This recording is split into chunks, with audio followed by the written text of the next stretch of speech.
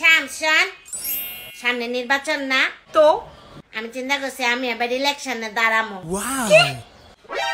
ফুপি প্লিজ, তোমাকে কেউই ভোট দিবে না। আরে কে আমারে ভোট দিব না কে রে?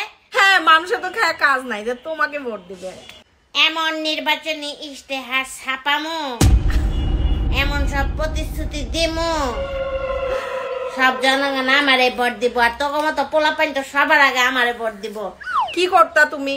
দেশের জন্য কি করবো জানাস? নাম্বার 1 এই দেশটা বিদেশ বানাই দিব।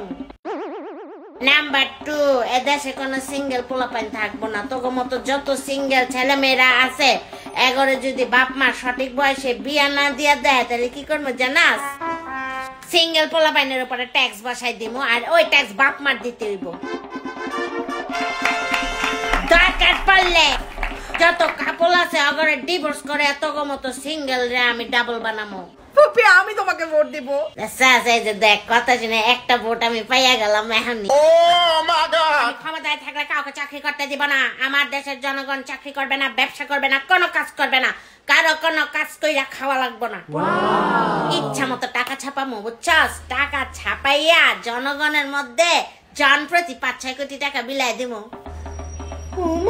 ফুপি তোমাকে আর কেউ ভোট দেখ আর না দেখ, আমি তোমারে ভোট দিব ফুপি।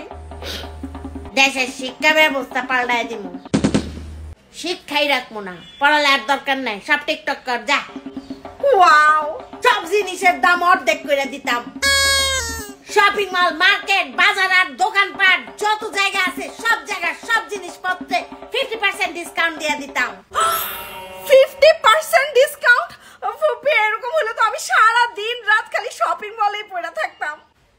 থাক আপা, আপনারা কষ্ট করে মিনিস্টার হওয়ারও দরকার নাই আর 50% ডিসকাউন্ট দেওয়ারও দরকার নাই, কারণ মিনিস্টার এখন থাকবো সবার ঘরে ঘরেই।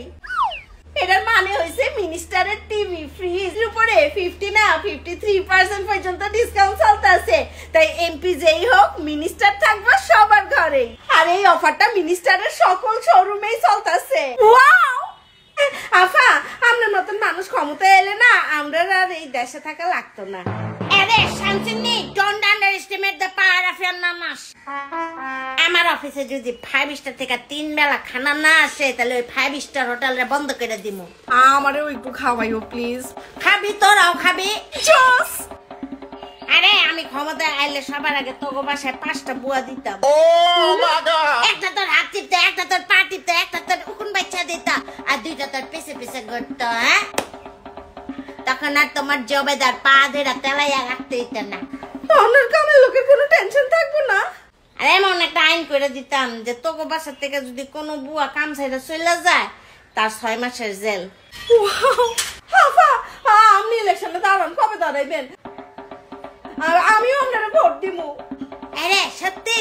ফুপি ক্ষমতায় থাকলে আমাদের লাইফ চেঞ্জ হয়ে যাইতো। 2টা ভোট পাইয়া গেলাম।